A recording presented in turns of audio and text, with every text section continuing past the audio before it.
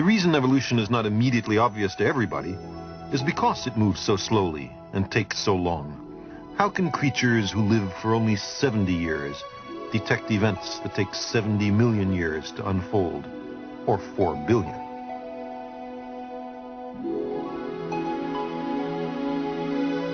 By the time one-celled animals had evolved, the history of life on Earth was half over.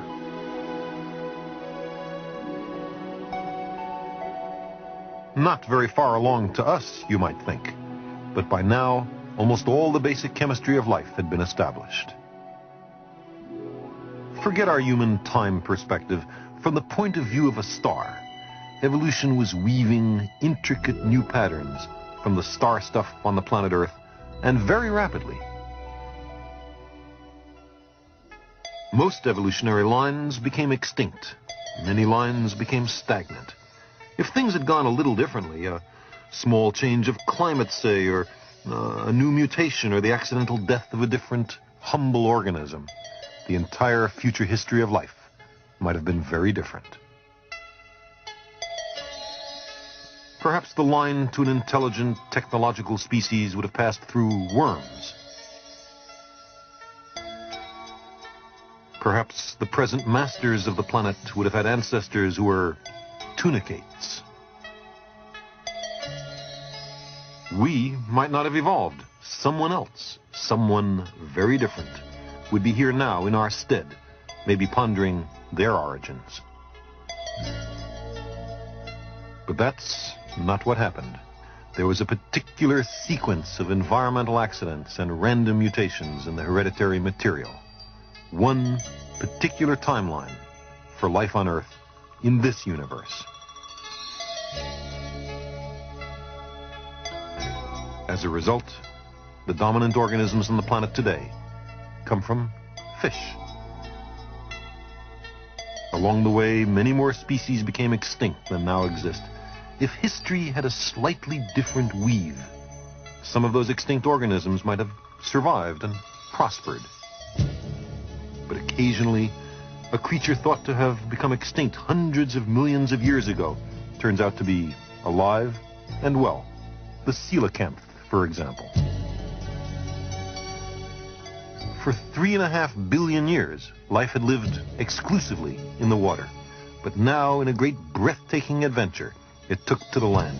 But if things had gone a little differently, the dominant species might still be in the ocean, or they might have developed spaceships to carry them off the planet altogether.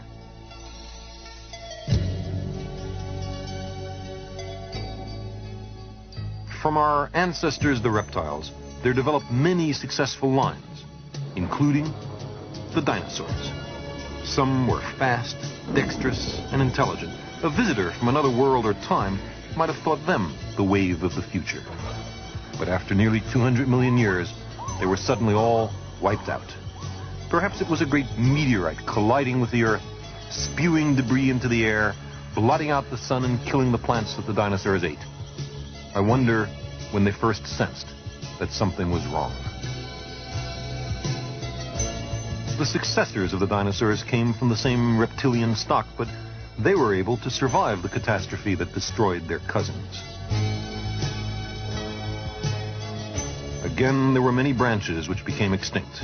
And again, had events been only a little different, those branches might have led to the dominant form today. For 40 million years, a visitor would not have been much impressed by these timid little creatures, but they led to all the familiar mammals of today. And that includes the primates. About 20 million years ago, a space-time traveler might have recognized these guys as promising. Bright, quick, agile, sociable, curious. Their ancestors were once atoms made in stars. Then simple molecules, single cells, polyps stuck to the ocean floor, fish, amphibians, reptiles, shrews. But then, they came down from the trees and stood upright. They grew an enormous brain. They developed culture, invented tools, domesticated fire. They discovered language and writing. They developed agriculture. They built cities and forged metal. And ultimately, they set out for the stars, from which they had come 5 billion years earlier. We are star stuff, which has taken its destiny into its own hands. The loom of time and space works the most astonishing transformations of matter.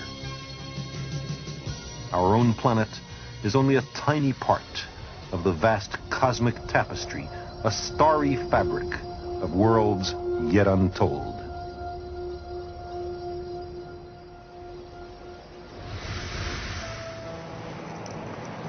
Those worlds in space are as countless as all the grains of sand on all the beaches of the Earth.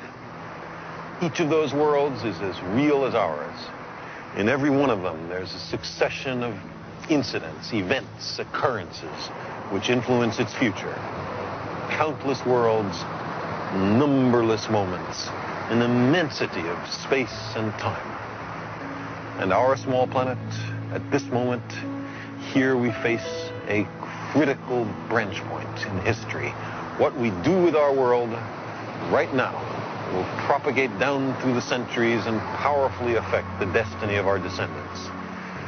It is well within our power to destroy our civilization and perhaps our species as well. If we capitulate to superstition or greed or stupidity, we can plunge our world into a darkness deeper than the time between the collapse of classical civilization and the Italian Renaissance. But we are also capable of using our compassion and our intelligence, our technology and our wealth to make an abundant and meaningful life for every inhabitant of this planet, to enhance enormously our understanding of the universe and to carry us to the stars.